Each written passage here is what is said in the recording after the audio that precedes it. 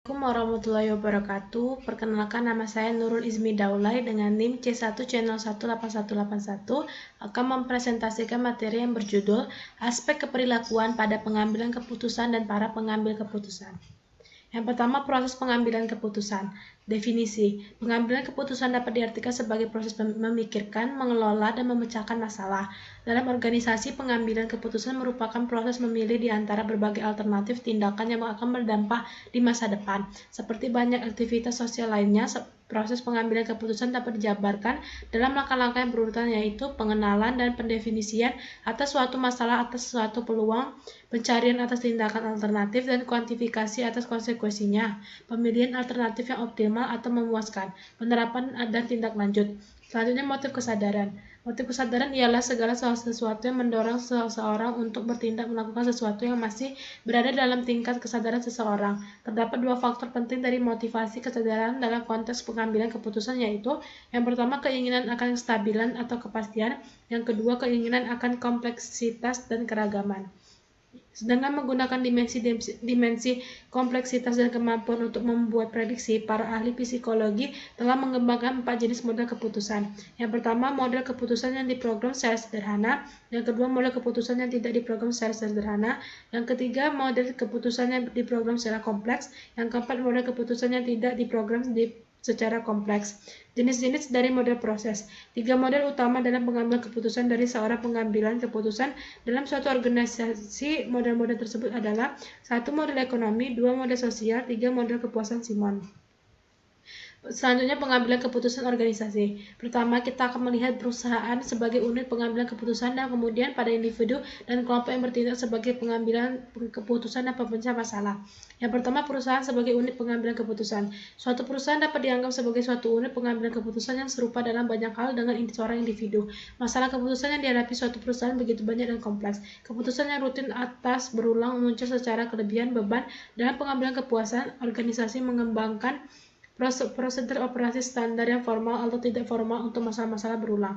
Selanjutnya, resolusi semu dari konflik. Suatu organisasi adalah koalisi dari individu-individu dengan tujuan yang berbeda yang seringkali menimbulkan konflik. Karena pengambilan keputusan melibatkan pemilihan atas suatu alternatif yang sesuai dengan tujuan dan harapan secara keseluruhan, maka prosedur untuk menyelesaikan konflik tujuan diperlukan. Teori keputusan klasik mengasumsikan bahwa konflik dapat diselesaikan dengan menggunakan rasionalitas lokal, aturan-aturan pengambilan keputusan yang dapat diterima, dan perhatian secara berurutan pada tujuan. Selanjutnya, menghindari ketidakpastian. Ketika mengambil keputusan, organisasi secara terus-menerus akan terlibat oleh ketidakpastian dalam lingkungan internal maupun eksternal. Oleh karena itu, adalah tidak mengherankan bahwa teori pengambilan keputusan modern telah mendedikasikan banyak dari usahanya untuk masalah-masalah pengambilan keputusan dalam risiko ketidakpastian. Siebert dan Marx tahun 1963 menemukan bahwa para pengambil keputusan dalam organisasi seringkali menggunakan strategi yang kurang rumit ketika berhadapan dengan risiko dan kepastian. Selanjutnya, pencarian masalah. Elemen yang paling penting dalam proses pengambilan keputusan adalah pencarian akan tindakan alternatif dan kuantitatif atas konsekuensinya. Siebert dan Marx tahun 1963 mengembangkan satu teori pencarian organisasional untuk melengkapi konsep-konsep pengambilan keputusan. Mereka menggunakan istilah pencarian masalah dan mendefinisinya sebagai proses menemukan suatu solusi atas suatu masalah tertentu atau sebagai suatu cara untuk bereaksi terhadap suatu peluang. Selanjutnya, pembelajaran organisasi. Ketika pendekatan pencarian tertentu menemukan solusi yang layak untuk suatu masalah, organisasi kemungkinan besar akan mengulang pendekatan yang sama dalam memecahkan masalah serupa di masa mendatang. Ketika sebuah pendekatan khusus gagal, maka akan menghindari dalam pencarian masa depan. Yang sama berlaku untuk urutan alternatif yang dipertimbangkan, juga akan berubah jika organisasi mengalami kegagalan dengan preferensi tertentu. Manusia pengambil keputusan organisasi. Penting untuk diingat bahwa manusia dan bukannya organisasi yang mengenali, mendefinisikan masalah atau peluang, yang mencari tindak alternatif secara optimal dan menerapkannya. Pengaturan organisasi di mana orang yang digunakan tergantung pada jenis masalah keputusan yang ditemui. Selanjutnya, kekuatan dan kelemahan individu sebagai pengambil keputusan. Manusia merupakan makhluk yang rasional karena memiliki kepastian untuk berpikir, memilih, dan belajar. Tetapi rasionalitas manusia adalah sangat terbatas karena mereka hampir tidak pernah memperoleh informasi yang penuh dan hanya mampu memproses informasi yang tersedia secara berurutan. Perilaku rasional dari individu dalam situasi pengambilan keputusan oleh karena itu terdiri dari atas pencarian di antara alternatif yang terbatas akan suatu solusi yang masuk akal dalam kondisi di mana konsekuensi dari tindakan tidaklah pasti. Selanjutnya, peran kelompok sebagai pembuat keputusan dan pemecah masalah. Dalam situasi pengambilan keputusan, komite semacam itu menawarkan keunggulan dari keragaman dalam pengalaman, pengetahuan, dan pengahlian dalam serta luasnya ide dan dukungan yang menguntungkan. Kelompok juga dianggap sebagai faktor yang menyebabkan ide-ide investigasi dengan lebih teliti dan meningkatnya kemungkinan bahwa keputusan tersebut akan diterapkan secara efektif. Selanjutnya, fenomena pergeseran yang berisiko. Pergeseran yang berisiko atau dampak kelompok merupakan produk sampingan dari interaksi manusia. Ini dicirikan oleh kelompok yang lebih memilih alternatif yang lebih agresif berisiko dibandingkan dengan apa yang mungkin oleh individu jika mereka bertindak sendiri. Selanjutnya, kesatuan kelompok didefinisikan sebagai tindak di mana anggota-anggota kelompok tertarik satu sama lain dan memiliki tujuan kelompok yang sama.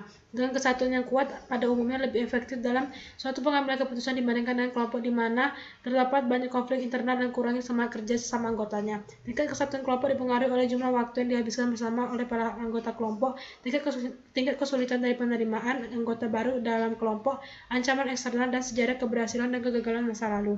Selanjutnya, pengambilan keputusan dengan konsensus versus aturan mayoritas. Topik lainnya yang kontroversial adalah apakah keputusan itu sebaiknya didasarkan pada konsensus atau aturan mayoritas. Konsensus dalam konteks pengambilan keputusan didefinisikan oleh Holder tahun 1972 sebagai kesepakatan semua anggota kelompok dalam pilihan keputusan. Dalam banyak situasi, konsensus hanya bisa dicapai setelah pertimbangannya yang matang serta evaluasi yang kritis atas plus dan minusnya.